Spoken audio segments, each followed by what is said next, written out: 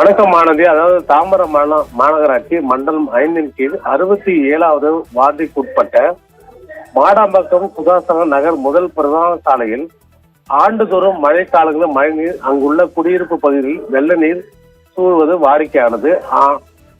ஆண்டுதோறும் இங்கு வசிக்கக்கூடிய மக்கள் இதனால் பாதிப்பு அடைந்து வருகின்றனர்.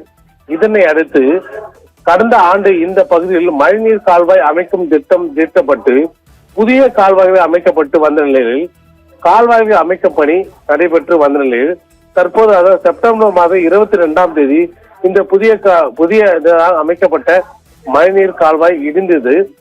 இதனால் அங்கு நிறுத்தி வைக்கப்பட்டிருந்த 2 கார்கள் கால்வாயில் சிக்கியது. அதனைத் தொடர்ந்து அப்பகுதி வாசிகள் இரவோடு இரவாக மீட்டனர்.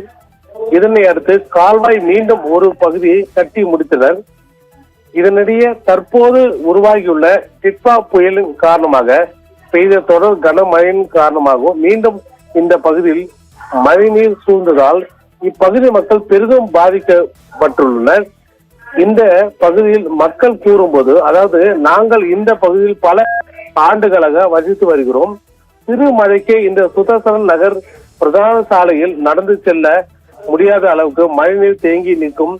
இதனால் விஷ ஜந்துக்கள் நடமாட்டம் எங்கள் இயல்பு வாழ்க்கை பாதிக்கதோடு இதையடுத்து தாம்பரம் மாநகராட்சி மூலம் பல லட்சம் மதிப்பீட்டில் நீர் வடிகால் வாய்க்கால் கட்டி முடிக்கப்பட்ட நிலையில் தற்போது அந்த நீர் வாய்க்கால் இடிக்கப்பட்ட நிலையில் எங்களது வாழ்க்கை முழுவதாக பாதிக்கப்படுவதாக ஒரு குற்றச்சாட்டை முன்வைக்கின்றது.